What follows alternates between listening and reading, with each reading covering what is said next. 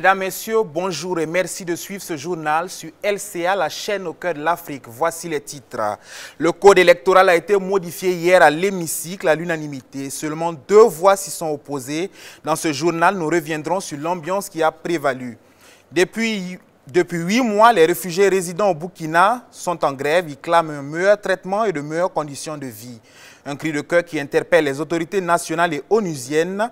Une stratégie pour une meilleure gestion des réfugiés est à l'étude. Enfin, l'Algérie et ses voisins rejettent toute ingérence étrangère en Libye. C'était hier à Alger, à l'issue d'une concertation entre pays de la région. Plus de détails dans ce journal. Ce sont là les titres de ce 12h50. Merci de le suivre. Comme annoncé en titre, les députés ont débattu sur la modification de la loi portant sur le code électoral.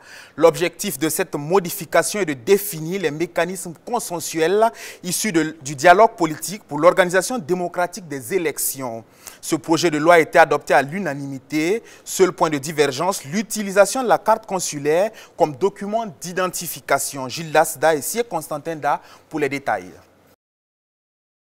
Les forces de défense, on salue les efforts qui sont déjà consentis pour améliorer la situation. Mais est-ce réaliste aujourd'hui de penser? Déjà, le recensement, c'était catastrophique. Est-ce que c'est réaliste aujourd'hui de penser qu'on peut repartir dans ces endroits, enrôler les Burkinabés pour leur permettre d'exercer le droit de vote? La tristesse et le dépit du député Aziz Diallo de la province du Sénou marque cette plénière de l'Assemblée nationale. Venu discuter de la loi modificative du code électoral, les députés se focalisent vite sur le problème du terrorisme. La sécurité étant une condition sine qua non pour la tenue d'élections. Vous connaissez au niveau régional du Sahel, la région du Sahel, un peu partout aujourd'hui, là, c'est pas bon. Parce que ce que je peux dire, il y a les villages qu'il n'y a rien, tout le monde, ils sont déménagés, aller à quelque part. Je donne un exemple, la province de Lougalan aujourd'hui, il y a 5 communes. Mais si ça va au niveau de Goron que tu trouves quelqu'un, ou même si vous avez un décès, si ça pas des femmes qui sont entourées, personne. La loi est finalement votée à 120 voix pour et 2 abstentions. Et dans cette atmosphère de délibération morose empreinte d'émotion, les questions fusent. Les élections peuvent-elles se tenir dans de telles conditions? Il y a des problèmes, on en convient. Il y a aujourd'hui des villages, comme vous le dites, qui n'existent pas. Oui, il y a des villages qui n'existent que de nom. Parce que soit vous trouvez, comme disait donc l'honorable, vous trouvez que les femmes et les enfants, donc les hommes, donc Bravalise, là pratiquement il n'y a plus personne. Dans le cas précis, c'est le village même qui n'existe plus. Donc c'est très difficile. J'ai dit, mais est-ce que vous allez me demander d'aller donc mettre un bureau de vote là-bas? Donc on mène la réflexion pour savoir. D'autres aspects, il y a des coins qui sont difficilement accessibles. Donc ça aussi, c'est un problème. Tant que la sécurité n'est pas revenue là-dessus, donc ça va poser des problèmes pour mener des votes là-bas. Parce que même là, la campagne est difficile parce que la préoccupation des personnes, c'est tout à fait différent. Je vois mal aujourd'hui, s'il faut aller s'asseoir là-bas de voter tel parti, pendant que le gars il est assis, même tu vas y aller comment? Au stade actuel, 14 000 Burkinabés de la diaspora sont enrôlés. Du gaspillage, au vu des 30 milliards dépensés, pestent certains élus. Ces derniers pointent du doigt le code électoral, pourtant fruit de discussions entre opposition et majorité. Un consensus qui a été obtenu de haute lutte, donc de par la concession donc, des différentes parties. Nous savons également que vos préoccupations ici sont justes. Par exemple, le découplage, comment faire en sorte que donc, les zones donc, où il y a de l'insécurité, on puisse trouver des solutions. Comment faire que ces personnes-là puissent être représentées au niveau des assemblées. Bon, la question de la prolongation éventuelle, ça c'est des questions que certainement les partis politiques, nous ne sommes que des exécutants, c'est l'exécutif. Donc si les partis politiques s'entendent demain et disent qu'ils vont prolonger le mandat des députés, nous on fait la loi, on vient ici. Mais en attendant, ils ont dit que ce n'est pas comme ça. Donc c'est pourquoi on a mené ce qu'ils ont dit là. C'est dire donc toute la complexité des élections à venir. Au plan national, l'enrôlement débute pourtant dès février prochain. Après la modification du code électoral, les députés ont mis en place 2 commissions d'enquête parlementaire. La première va investiguer sur les opérateurs de téléphonie mobile et la seconde va s'intéresser aux pratiques des promoteurs immobiliers. Il ne reste plus qu'à désigner les membres de ces commissions pour que les enquêtes commencent. Il y a un an, jour pour jour, que Félix Tshisekedi, fils de l'opposant historique en République démocratique du Congo, Étienne Tshisekedi, était investi président. L'homme d'État congolais s'est rendu populaire en multipliant des mesures emblématiques comme l'ouverture de l'espace démocratique avec la libération de prisonniers politiques et le retour des exilés politiques, ainsi que l'autorisation de manifester sur tout le territoire. La gratuité de l'enseignement primaire, sa mesure phare, est aussi l'une des réformes appréciées des Congolais. Tant l'éducation des enfants pesait sur le portefeuille des populations. Malgré toutes ces réformes, de nombreux défis attendent toujours le président Tshisekedi. Il s'agit de l'instabilité politique et militaire à l'est du pays, la crise économique et le virus à fièvre hémorragique Ebola qui secoue le pays depuis maintenant plusieurs décennies. Le Burkina est à la recherche d'une meilleure stratégie de gestion des réfugiés résidant sur le territoire burkinabé. Les différents acteurs intervenant dans la protection des réfugiés sont conviés pour une rencontre d'échange sur la question. Le défi pour le ministère des Affaires étrangères est de pouvoir concilier questions sécuritaires et principes humanitaires. Benjamin Kwame et Bachirou Sawadogo ont suivi le débat pour vous. Au Burkina Faso, les demandeurs d'asile seulement dans les régions du Nord et de la boucle du Moun s'élève à environ 6 000 personnes selon les chiffres du HCR. Et dans ces zones, la situation sécuritaire est fragile avec des camps de réfugiés attaqués par des terroristes. Cette rencontre se veut donc une tribune pour dégager des réflexions et nouvelles stratégies afin de mieux gérer ces réfugiés qui ont fui leur pays à cause de certaines crises aussi. La question des réfugiés se pose avec quelques difficultés en ce moment. Eu égard donc à la situation sécuritaire difficile que nous traversons dans certaines régions du pays. Et les réfugiés, vous avez dû suivre que les camps de Mentao à Djibo, les camps de Goudougo à Dori ont subi des attaques.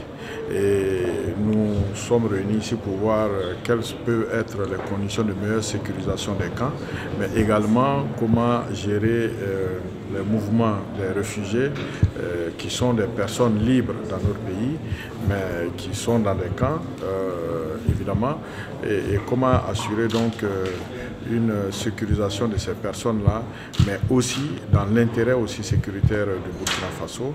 À la date d'aujourd'hui, le Burkina Faso compte plus de 26 000 réfugiés, dont 25 000 de nationalité malienne. Il convient donc pour une gestion et une prise en charge plus efficiente de fédérer les efforts et les énergies. Assurer une bonne gestion des réfugiés appelle à une synergie d'action, notamment de la part des acteurs de premier degré que vous êtes, dans l'optique de disposer d'une orientation stratégique efficiente pour une meilleure gestion des réfugiés et des personnes déplacées au Burkina Faso. J'ai souhaité la tenue de la présente rencontre de concertation élargie à l'ensemble des acteurs concernés. Cette présente rencontre d'échange se veut dans une esquisse de solutions et une feuille de route pour une gestion diligente des réfugiés au Burkina Faso. Comme solution durable, les participants estimés à une centaine proposeront aussi la mise en œuvre du retour facilité vers leur pays d'origine des réfugiés maliens vivant hors de camp ou dans des camps de Mentao et de Goutoubo. Dans les camps de réfugiés installés au Burkina Faso, on enregistre des plaintes et des désolations. L'insatisfaction amène les pensionnaires du HCR à manifester leur mécontentement. Problèmes de logement, d'assistance financière rendent la vie encore plus difficile pour ces hommes et femmes qui ont quitté leur pays du fait de la guerre et des persécutions politiques. Ils n'hésitent pas à pointer du doigt le Haut Commissariat des réfugiés et le gouvernement burkinabé qu'ils accusent de mépris et de négligence à leur égard. Constat avec Benjamin Kwame et Bachirou Sawadogo. On va faire comment avec les enfants? On va partir où? On dit on va nous chasser ici comme des animaux. C'est ici que cette dame réfugiée congolaise vit. Elle, ainsi que plusieurs autres familles issues de différents pays dont la Centrafrique, le Tchad, le Rwanda, le Burundi, le Togo ou encore l'Afghanistan ont décidé de s'installer sur l'esplanade de la représentation du HCR au Burkina Faso, et cela depuis juin 2018. Il pointe du doigt certains hauts responsables de les traiter comme des misérables et pourtant ont le même droit que tous les autres réfugiés du monde. La vie, oh, la vie. On était dans les différents quartiers. Il y a ceux qui étaient à Saba, de Wado. Il y a ceux qui étaient à Saba, ceux qui étaient à Tampui, d'autres à Gongue, d'autres, j'en passe, à Nagrin. C'est à cause de mauvais traitements nous tous, on a mis ensemble pour pouvoir faire notre grève. Nous, réfugiés au Burkina, en Afrique, en Amérique, partout, nous sommes un. Même traitement. Mais désolé au Burkina Faso, ceux qui nous gèrent, ils nous ont mis comme des mendiants. À travers cette grève pacifique qui dure depuis 7 mois et demi, ces émigrés avec femmes et enfants dehors disent porter haut leur cri d'alarme auprès du gouvernement cabouré et des Nations Unies. Nous, on n'a pas de travail, on n'a rien. Et HR, parce qu'elle a signé la convention avec le mutuelle de la santé, nous tous, nous allons être affiliés là-bas. Et tous ceux qui nous ont dit que non, on va vous accompagner avec des activités, des AGR. Zéro, on nous a amenés là-bas sans accompagnement. Ils disent être abandonnés à eux-mêmes. Depuis que nous sommes là, nos partenaires, soi-disant des humanitaires, ni bonjour, ni bonsoir. En appelant le HCR et le président du Faso, ces asilés demandent leur réinstallation dans les pays tiers. On lance un appel solennel au président Roch-Marc Christian Kaboré en tant que chef de cette nation. Il faut qu'il revoie le système de la gestion des réfugiés. Aujourd'hui, si on est au grand dehors, ce n'est pas par gaieté du cœur. Le chef de la diplomatie burkinabé, lui, estime que cette demande de réinstallation n'est pas de la responsabilité de l'État burkinabé. Certains réfugiés urbains demandent des choses qui ne relèvent pas de nous.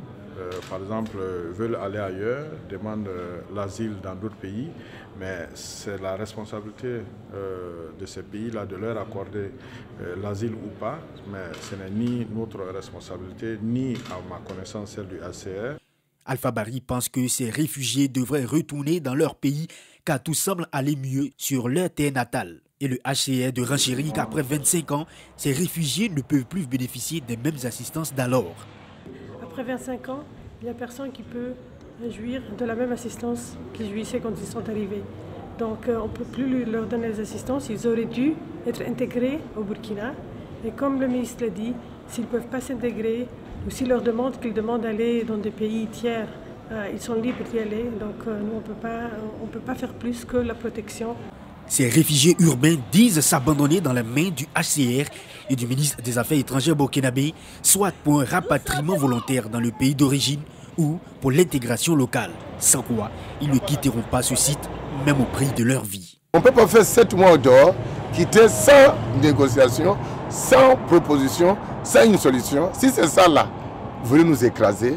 Si c'est ça là, veut nous tuer, nous ne pouvons pas quitter comme ça. Sachez que cette situation de réfugiés urbains et de leur réinstallation remonte aux années 1998. Leur survie sur l'esplanade du Haut Commissariat des Nations Unies pour les réfugiés se fait grâce aux passants et aux bonnes volontés, nous ont-ils confié. Au Mali, dans la nuit du 22 au 23 janvier, aux environs de 22 h, un détachement des forces armées maliennes a été attaqué dans la localité de Djoungani, c'est dans la région de Mopti, par des hommes armés non identifiés. Un bilan provisoire de cette attaque fait état de 6 morts du côté des soldats maliens et de plusieurs blessés. Hier également, aux environs de 8 h, un camion-citerne, la force Barkhane, a été visé par un engin explosif improvisé alors qu'il était engagé dans une mission de ravitaillement dans les environs de Tombouctou, au centre du Mali. L'explosion a provoqué un début d'incendie au niveau de la cabine du camion. Si le feu a pu être rapidement maîtrisé, les 2 militaires qui se trouvaient à bord du véhicule ont été blessés. Leur pronostic vital n'est pas engagé et ils ont été évacués par hélicoptère en vue de leur rapatriement en France, a indiqué l'état-major des armées qui précise par ailleurs que l'impact de l'explosion a été atténué par le blindage de la cabine. Les 5 pays voisins de la Libye se sont retrouvés hier à Alger dans le cadre des efforts internationaux pour favoriser le règlement politique de la crise libyenne qui menace la stabilité régionale. Cette rencontre qui a réuni les ministres des Affaires étrangères tunisiens, égyptiens, tchadiens, soudanais et nigériens avait pour objectif de trouver une issue à la crise qui déchire la Libye depuis 10 ans et menace l'équilibre de la région. À l'issue de la rencontre, le chef de la diplomatie algérienne, Sabri Boukadoum, a indiqué que ses hôtes avaient souligné la nécessité de respecter la Libye en tant qu'État uni, de respecter la souveraineté des autorités légitimes à travers l'ensemble du territoire. Il a aussi souligné que les participants à la réunion avaient exprimé leur rejet de toute ingérence étrangère en Libye et encouragé les parties libyennes à régler leur crise par les moyens pacifiques. La nouvelle monnaie, l'ECO, était au cœur des échanges à la Chatham House à Londres. Alassane Ouattara, président en exercice de l'Union économique et monétaire ouest-africaine, est revenu lors de la conférence sur la création et le fonctionnement de la future monnaie ouest-africaine. On l'écoute dans cet extrait. Concernant l'ECO, c'est la monnaie de 8 pays, en tout cas, de l'Afrique de l'Ouest. Et déjà en 2017, les chefs d'État de l'Afrique de l'Ouest m'ont confié la présidence de la conférence des chefs d'État de l'Union économique et monétaire ouest-africaine. Et c'est à partir de 2017 que j'ai commencé la discussion avec le président Macron pour lui dire que nous voulons une évolution de l'accord monétaire que nous avons avec la France. Donc c'est une décision des Africains. Moi, je suis un banquier.